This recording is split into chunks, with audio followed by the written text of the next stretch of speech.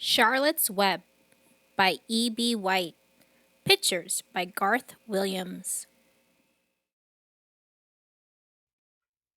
Chapter 5 Charlotte.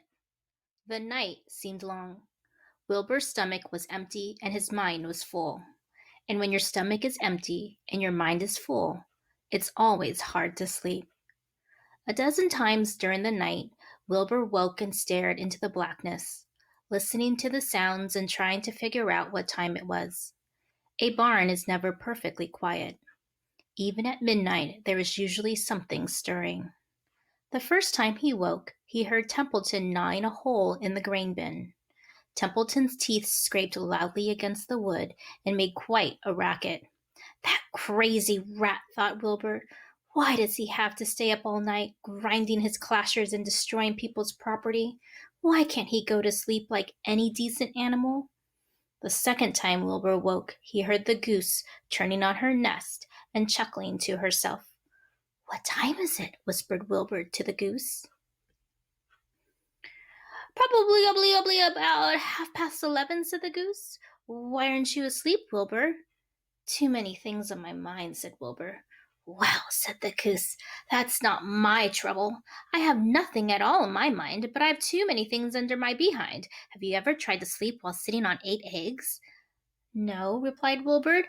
I suppose it is uncomfortable. How long does it take a goose egg to hatch? Approximately 30 days, all told, answered the goose. But I cheat a little. On warm afternoons, I just pull a little straw over the eggs and go out for a walk. Wilbur yawned and went back to sleep. In his dreams, he heard again the voice saying, I'll be a friend to you. Go to sleep. You'll see me in the morning. About half an hour before dawn, Wilbur woke and listened. The barn was still dark. The sheep lay motionless. Even the goose was quiet. Overhead, on the main floor, nothing stirred. The cows were resting. The horses dozed. Templeton had quit work and gone off somewhere on an errand. The only sound was a slight scraping noise from the rooftop, where the weather vane swung back and forth. Wilbur loved the barn when it was like this, calm and quiet, waiting for light. Day is almost here, he thought. Through a small window, a faint gleam appeared. One by one, the stars went out. Wilbur could see the goose a few feet away. She sat with head tucked under a wing. Then he could see the sheep and the lambs. The sky lightened. Oh, beautiful day! It is here at last! Today I shall find my friend! Wilbur looked everywhere. He searched his pen thoroughly. He examined the window ledge, stared up at the ceiling. But he saw nothing new. Finally, he decided he would have to speak up. He hated to break the lovely stillness of dawn by using his voice, but he couldn't think of any other way to locate the mysterious new friend who was nowhere to be seen.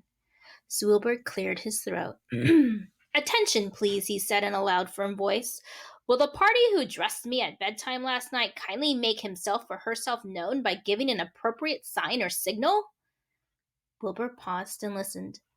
All the other animals lifted their heads and stared at him. Wilbur blushed, but he was determined to get in touch with his unknown friend. Attention, please, he said. I will repeat the message. Will the party who addressed me at bedtime last night kindly speak up? Please tell me, where are you, if you are my friend? The sheep looked at each other in disgust. Stop your nonsense, Wilbur, said the oldest sheep. If you have a new friend here, you are probably disturbing his rest. And the quickest way to spoil a friendship is to wake somebody up in the morning before he is ready. How can you be sure your friend is an early riser? I beg everyone's pardon, whispered Wilbur. I didn't mean to be objectionable. He lay down meekly in the manure, facing the door. He did not know it, but his friend was very near. And the old sheep was right. The friend was still asleep. Soon Lurvy appeared with slops for breakfast. Wilbur rushed out, ate everything in a hurry, and licked the trough. The sheep moved off down the lane. The gander waddled along behind them, pulling grass. And then, just as Wilbur was settling down for his morning nap, he heard again the thin voice that had addressed him the night before. "Salutations," said the voice. Wilbur jumped to his feet. What?" he cried. "Salutations," repeated the voice. "What are they? And where are you?" screamed Wilbur. Please tell me where you are, and what are salutations?" "Salutations are greetings," said the voice. "When I say salutations, it's just my fancy way of saying hello or good morning.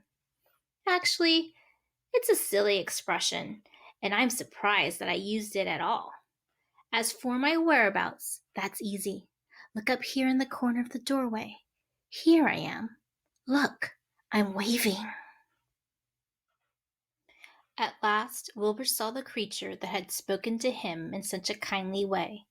Stretched across the upper part of the doorway was a big spider web, and hanging from the top of the web, head down, was a large gray spider. She was about the size of a gumdrop. She had 8 legs, and she was waving one of them at Wilbur in friendly greeting. "See me now?" she asked. "Oh, yes, indeed," said Wilbur. "Yes, indeed. How are you? Good morning. Salutations. Very pleased to meet you. What is your name, please? May I have your name?" "My name," said the spider, "is Charlotte." "Charlotte what?" asked Wilbur eagerly. "Charlotte A. Cavatica. But just call me Charlotte." "I think you're beautiful," said Wilbur. "Well, I am pretty," replied Charlotte. "There's no denying that. Almost all spiders are rather nice looking. I'm not as flashy as some, but I'll do. I wish I could see you, Wilbur, as clearly as you can see me." "Why can't you?" asked the pig. "I'm right here." "Yes, but I'm nearsighted," replied Charlotte. "I've always been dreadfully nearsighted. It's good in some ways, not so good in others. Watch me wrap up this fly." A fly that had been crawling along Wilbur's trough had flown up and blundered into the lower part of Charlotte's web and was tangled in the sticky threads. The fly was beating its wings furiously, trying to break loose and free itself. "First," said Charlotte, "I dive at him." She plunged headfirst toward the fly. As she dropped, a tiny silken thread unwound from her rear end. "Next, I wrap him up."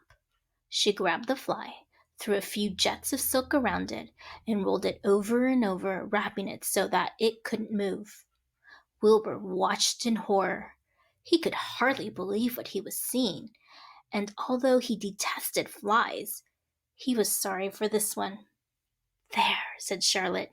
"Now I knock him out, so he'll be more comfortable."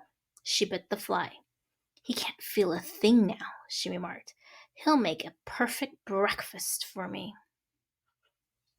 "You mean you eat flies?" gasped Wilbur.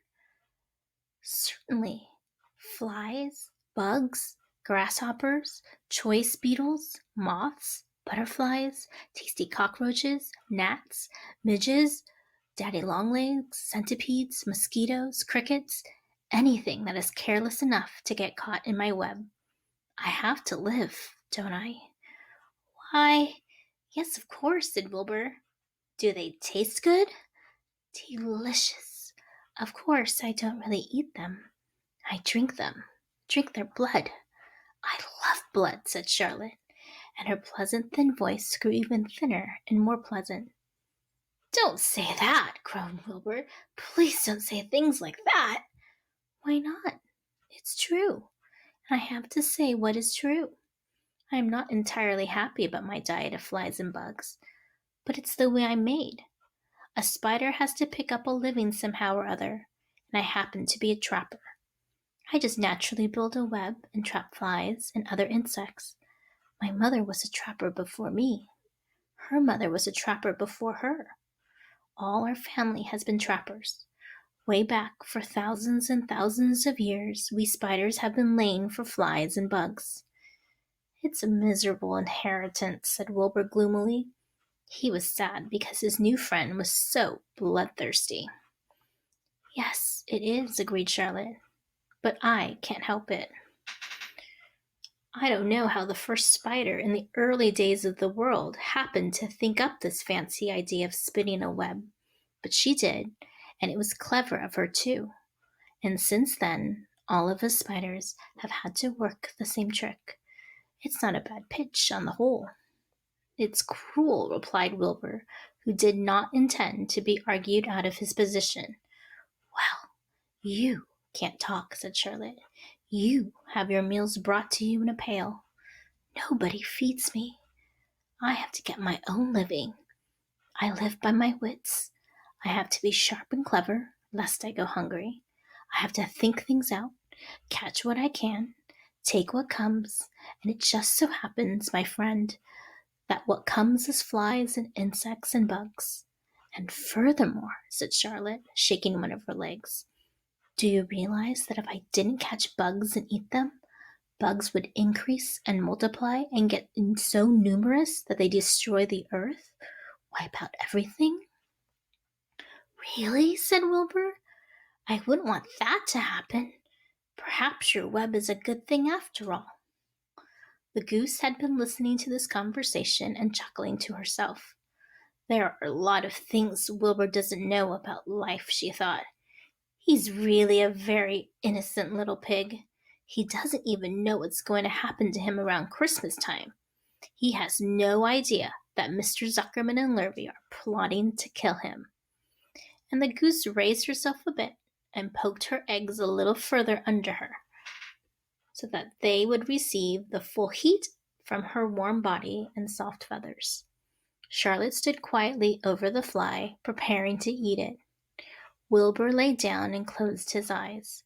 He was tired from his wakeful night and from the excitement of meeting someone for the first time. A breeze brought him the smell of clover, the sweet-smelling world beyond his fence.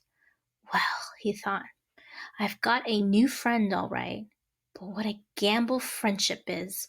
Charlotte is fierce, brutal, scheming, bloodthirsty, everything I don't like. How can I learn to like her, even though she is pretty and, of course, clever? Wilbur was merely suffering the doubts and fears that often go with finding a new friend. In good time he was to discover that he was mistaken about Charlotte. Underneath her rather bold and cruel exterior, she had a kind heart, and she was to prove loyal and true to the very end.